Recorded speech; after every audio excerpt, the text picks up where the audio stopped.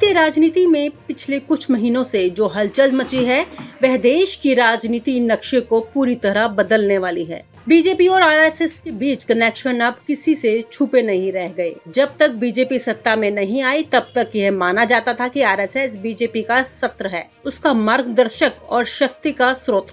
लेकिन अब जो हो रहा है उससे साफ दिखता है कि पूरी स्थिति किस तरह बदल गई है।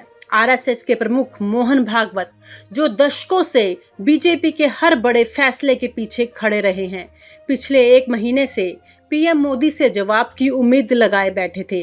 मोदी ने भी अब आरएसएस के दबाव और मांगों को नजरअंदाज नहीं किया, लेकिन इस बार उन्होंने खेल पूरी तरह अपनी चाल से खेला। पाकिस्तान में अचानक उत्पन्न हुए तनाव को उन्होंने भुनाया और पूरी रणनीति पलट दी। आमतौर पर राजनीति में कुछ भी स्थायी नहीं होता, परंतु मोदी का यह यू टर्न सबके लिए चौंकाने वाला रहा। आरएसएस को यह उम्मीद थी कि मोदी उनके हितों की रक्षा करेंगे, लेकिन मोदी ने न केवल पाकिस्तान स्थिति का फायदा उठाया बल्कि पार्टी के संगठन में अपनी विश्वसनीय समर्थकों को जगह देने का काम भी तेजी से किया। अमित शाह की मदद से पार्टी के अंदर मोदी समर्थक नेताओं की नियुक्ति हुई, जो आरएसएस के पुराने संरक्षण वर्ग से अलग है। यह बदलाव आरएसएस के लिए एक बड़ा झटका था। मोहन भागवत और उनकी टीम ने अपने पारंपरिक अधिकार खोने का डर महसूस किया। वह जानते थे कि बीजेपी में उनका प्रभाव अब कमजोर पड़ रहा है, इसलिए उन्होंने खुलकर मोदी के खिलाफ कोई बयान नहीं दिया, पर अंदर ही अंदर उनकी चिंता बढ़ती गई। उन्हें समझना था कि अब बीजेपी की बागडोर मोदी और शाह के हाथ में है और पार्टी के फैसले अब मोदी की मर्जी के अनुसार होंगे। पाकिस्तान की स्थिति ने मोदी को बहुत बड़ा राजनीतिक मौका दिया। उन्होंने इस देश में अपनी लोकप्रियता बढ़ाने के लिए इस्तेमाल किया और विपक्ष को पीछे छोड़ दिया। इसके साथ ही पार्टी में संगठनात्मक बदलावों की शुरुआत हुई। मोदी और शाह ने अपने खास लोगों को प्रदेशों में महत्वपूर्ण पदों पर स्थापित किया ताकि आरएसएस का नियंत्रण कमजोर हो। यह साफ संकेत था कि बीजेपी अब आरएसएस की कठपुतली नहीं रहेगी। आरएसएस ने हार नहीं मानी, वे अपनी पकड़ मजबूत करने के लिए नए रास्ते तलाशने लगे। उन्होंने मोदी से संवाद बनाए रखने की कोशिश की, लेकिन अब मोदी अपने निर्णय खुद लेने लगे थे। आरएसएस ने देखा कि बीजेपी का नेतृत्व अब एक नई दिशा में जा रहा है, जो मोदी के सशक्त नेतृत्व की ओर इशारा करता है। इस पूरे बदलाव का असर बीजेपी के अंदर भी महसूस किया गया। कई सीनियर लीडर्स जो आरएसएस के करीबी थे, उन्हें पदों से हटा दिया गया और पीछे कर दिया गया। नई टीम जो मोदी शाह की पसंदीदा थी ने पार्टी के निर्णय प्रक्रिया में अहम भूमिका निभानी शुरू कर दी। पार्टी में केंद्रीकरण की प्रक्रिया तेज हो गई और संगठन का पुराना स्वरूप बदलने लगा। बीजेपी का ये नया चेहरा पूरी तरह मोदी और शाह के नेतृत्व में है।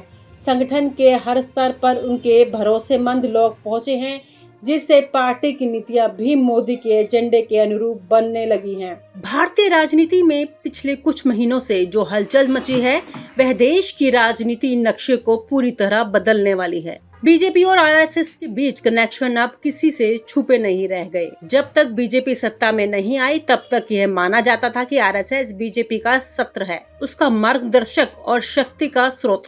लेकिन अब जो हो रहा है उससे साफ दिखता है कि पूरी स्थिति किस तरह बदल गई है।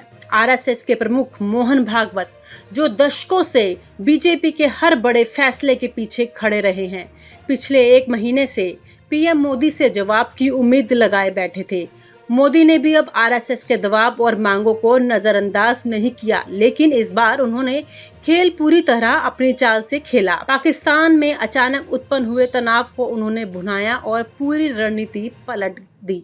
आमतौर पर राजनीति में कुछ भी स्थायी नहीं होता, परंतु मोदी का यह यू टर्न सबके लिए चौंकाने वाला रहा। आरएसएस को यह उम्मीद थी कि मोदी उनके हितों की रक्षा करेंगे, लेकिन मोदी ने न केवल पाकिस्तान स्थिति का फायदा उठाया बल्कि पार्टी के संगठन में अपनी विश्वसनीय समर्थकों को जगह देने का काम भी तेजी से किया। अमित शाह की मदद से पार्टी के अंदर मोदी समर्थक नेताओं की नियुक्ति हुई, जो आरएसएस के पुराने संरक्षण वर्ग से अलग है। यह बदलाव आरएसएस के लिए एक बड़ा झटका था।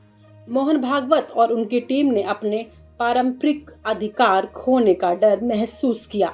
वह जानते थे कि बीजेपी में उनका प्रभाव अब कमजोर पड़ रहा है, इसलिए उन्होंने खुलकर मोदी के खिलाफ कोई बयान नहीं दिया, पर अंदर ही अंदर उनकी चिंता बढ़ती गई। उन्हें समझना था कि अब बीजेपी की बागडोर मोदी और शाह के हाथ में है और पार्टी के फैसले अब मोदी की मर्जी के अनुसार होंगे। पाकिस्तान की स्थिति ने मोदी को बहुत बड़ा राजनीतिक मौका दिया।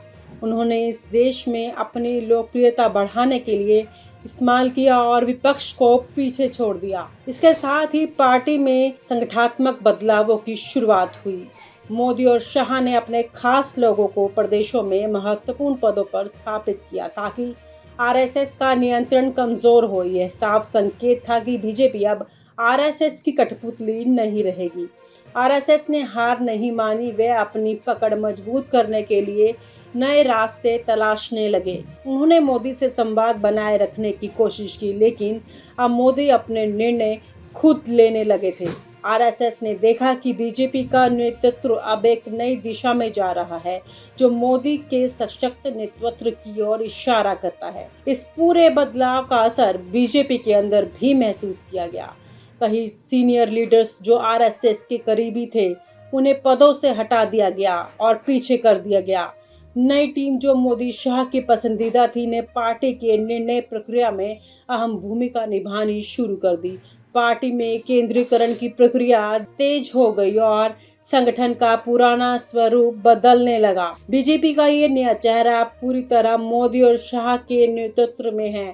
संगठन के हर स्तर पर उनके भरोसेमंद लोग पहुंचे हैं, जिससे पार्टी की नीतियां भी मोदी के एजेंडे के अनुरूप बनने लगी हैं। यह बदलाव राजनीतिक तौर पर बेहद महत्वपूर्ण है, क्योंकि अब बीजेपी एक अलग रणनीति इकाई बन गई है जो आरएसएस के प्रभाव से मुक्त हो चुकी है। मोहन भागवत और आरएसएस के लिए यह चुनौतीपूर्ण दौर है। उनकी भूमिका अब सलाहकार तक सीमित हो सकती है।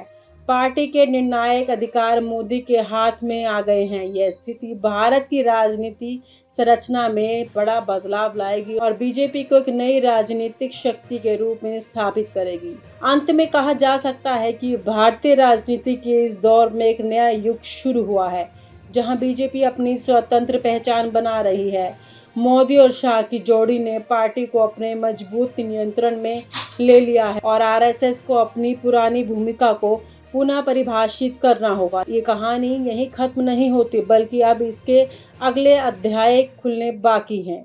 और आप हमसे जुड़े रहने के लिए सब्सक्राइब करें YouTube पर, फॉलो करें Twitter पर और लाइक करें Facebook पर। और ज्यादा जानकारी के लिए आपको टाइप करना होगा सिर्फ न्यूज़ नशा।